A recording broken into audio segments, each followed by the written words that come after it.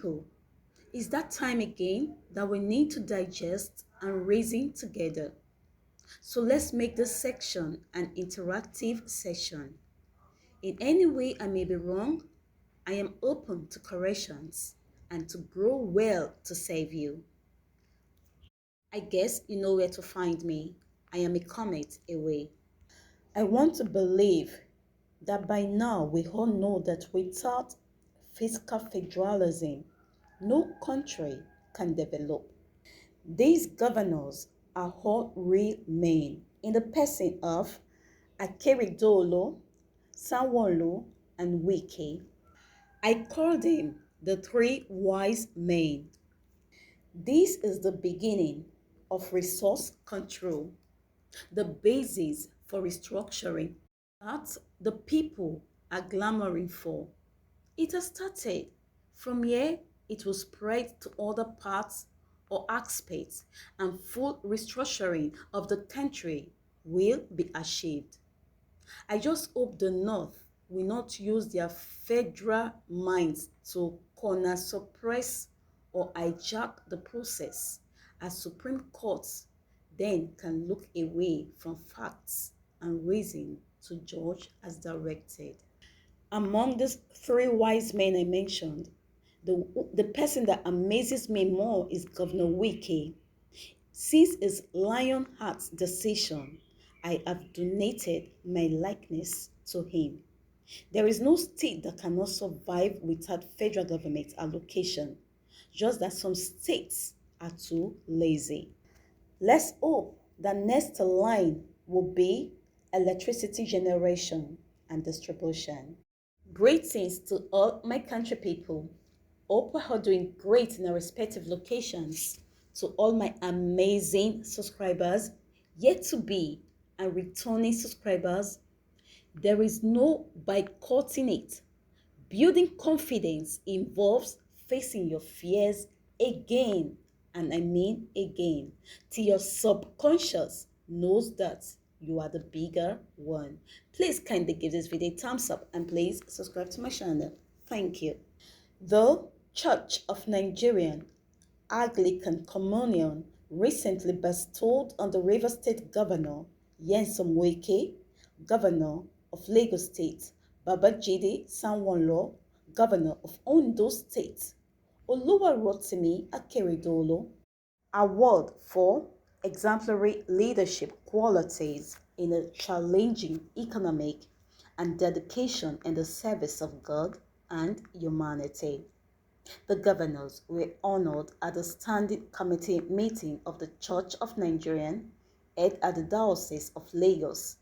Archbishop Adebola and Oluranti Ademowo Resource Center, Faith Plaza, Bariga, Lagos State. The three governors have in the past few days continued to be in the news for taking the bull by the horn. They have been able to challenge the government at the center on the issue of open grazing and value-added tax, VAT. For Akeredolu, the ban on open grazing is a law that has come to stay. The governor, after signing into law the bill banning open grazing of cattle, insisted that the law will be fully implemented.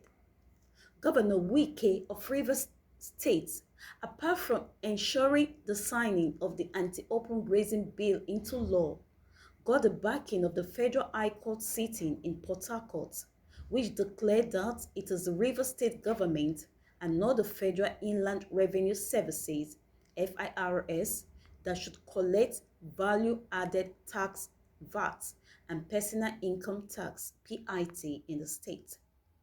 The court, presided over by Justice Stephen Deyop Pam, also issued an order of perpetual injunction restraining FIRS and the Attorney General of the Federation, both first and second defendants in the suit, from collecting, demanding, threatening, and intimidating residents of Rivers State to pay to FIRS personal income tax, and VAT.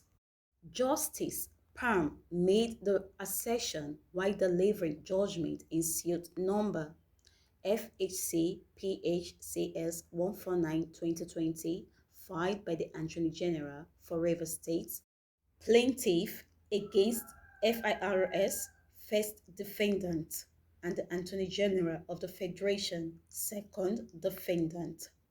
The court, which granted all the 11 reliefs sought by the Rivers State government, had stated that there was no constitutional basis for the FIRS to demand for and collect VAT, withholding tax, education tax, and technology levy in Rivers State or any other state of the Federation, being that the constitutional powers and competence of the federal government is limited to taxation of incomes, profits, and capital gains, which does not include VAT or any other species of sales or levy other than those specifically mentioned in items 58 and 59 of the exclusive legislative list of the Constitution.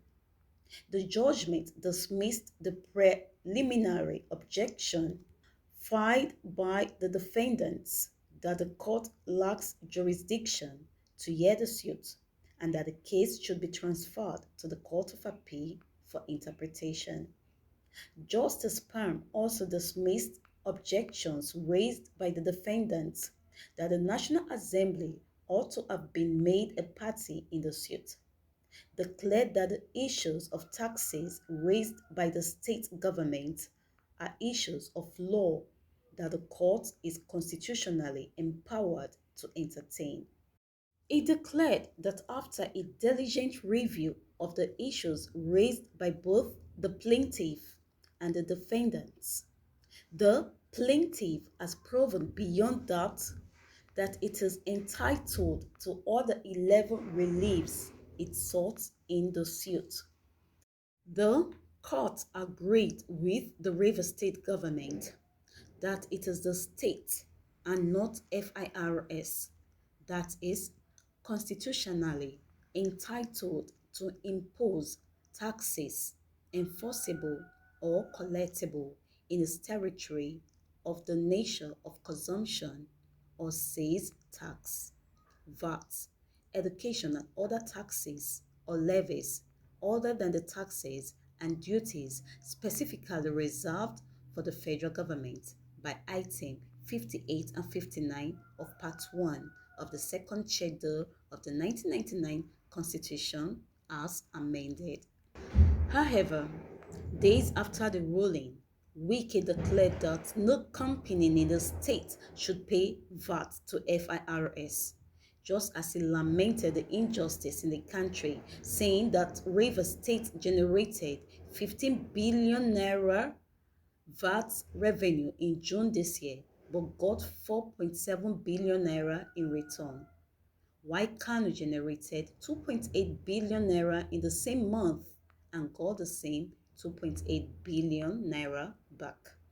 He has said that 46.4 billion naira was collected from Lagos State in the same month, but the federal government gave Lagos 9.3 billion naira. Sometimes you don't want to believe these things exist, he added. Wike had also Wike had also assented to the River State Value Added Tax Law 2021 in August after it was passed by the State House of Assembly. The Lagos State government followed the direction of Wike with the State House of Assembly passing the Value Added Tax Bill, which Speaker Mudasiru Obasa directed that the acting clerk of the House, Olaleka Onafeko, transmit a clean copy of it to Sanwo-Olu for assent. Sanwo-Olu had, however, assented to the bill despite the ruling of the Court of Appeal in Abuja, which ordered the Rivers and Lagos State government to stay action on their bids to collect value-added tax VAT pending the resolution of the legal disputes on the matter. A three-man panel of the appellate court ordered that the enforcement of the judgment of the Federal High Court, Port Harcourt, latched on to by the state government be put on hold. Aruna Sanami, the judge who delivered the lead ruling of the panel, also suspended the operation of the law passed by Rivers State House of Assembly and assented to the Governor Yesom Wike for the collection of VAT by the state government. Analysts have, however, commended the three governors for their courage at starting the move for restructuring. Human rights lawyer Ebon Olu Adegborowa backed Governor Wike and Sanwo-Olu for championing the agitation for fiscal federalism for states in the country.